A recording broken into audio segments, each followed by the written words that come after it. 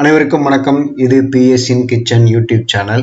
இன்றைக்கி நம்ம ஹோட்டல் ஸ்டைலில் பொட்டேட்டோ ஃப்ரை எப்படி டேஸ்ட்டாக பண்ணுறாங்க, அதே மாதிரி நம்மளும் வீட்டில் இந்த மாதிரி பொட்டேட்டோ ஃப்ரை ஹோட்டல் ஸ்டைலில் செம்ம டேஸ்ட்டாக பண்ண போகிறோம். சுருன்னு இருக்கும். இதே மாதிரி நீங்களும் வீட்டில் செய்து பார்க்கலாம். இப்போ நம்ம ஒரு பேன் எடுத்து வச்சுக்கிறேன். நான் அதில் தேவையான அளவு எண்ணெய் ஊற்றிருக்கேன். அதில் 1 ஸ்பூன் கடுகு, கொஞ்சம் கடலைப்பருப்பு, 1 ஸ்பூன் உளுத்தம்பருப்பு இதை போட்டு நல்லா தாளிச்சிட்டு இது நல்ல செவக்க வறுத்த பிறகு அதில் கருவேப்பிலை போடுறேன். கருவேப்பிலையும் நாம் நல்ல பொறுன்னு கருவேப்பிலை வந்த பிறகு சின்ன சின்னதாக நாம் ஆனியன் நறுக்கி வச்சுருக்கேன். அதையும் இதில் போட்டு நல்லா ஃப்ரை பண்ண போகிறேன். இப்போ கருவேப்பிலை போட்டிருக்கேன்.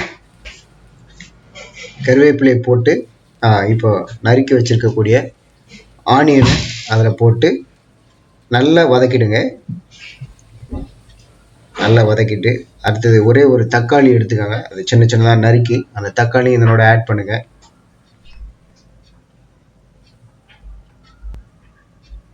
நல்ல வெங்காயத்தை நல்லா ஃப்ரை பண்ணிவிட்டு இப்போ அந்த தக்காளியை நான் போட்டு அதில் ஃப்ரை பண்ணுறேன். 1 அல்லது 2 தக்காளி எடுத்துக்கலாம். நம்ம எவ்வளவு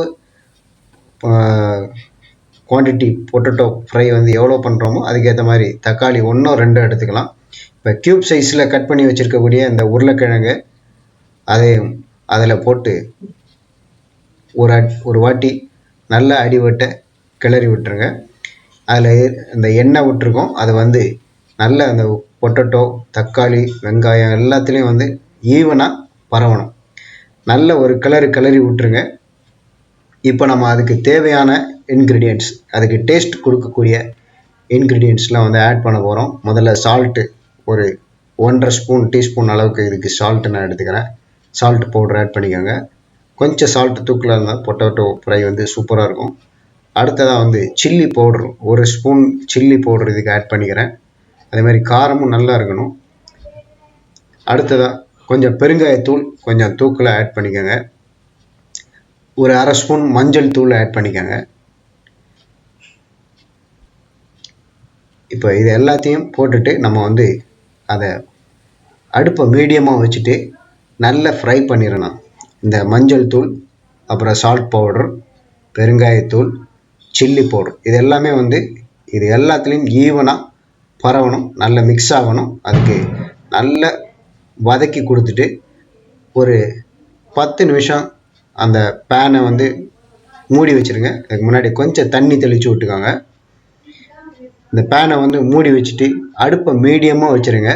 வச்சுட்டு ஒரு 10 மினிட்ஸ் அதை அப்படியே வச்சுருங்க.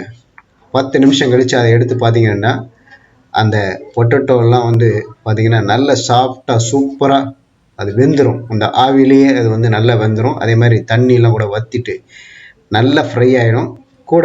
இப்போ ஒரு 3 மினிட்ஸ் நல்லா அடுப்பை கொஞ்சம் பெருசாக வச்சுட்டு நல்லா வதக்கிட்டிங்கன்னா இந்த பொட்டேட்டோ ஃப்ரை ஹோட்டல் ஸ்டைலில் நம்ம வீட்டிலேயே செய்யக்கூடிய அந்த ஆனியன், தக்காளி போட்டு பொட்டேட்டோ ஃப்ரை வீட்டிலேயே சூப்பராக டேஸ்ட்டாக தயார் பண்ணிடலாம்.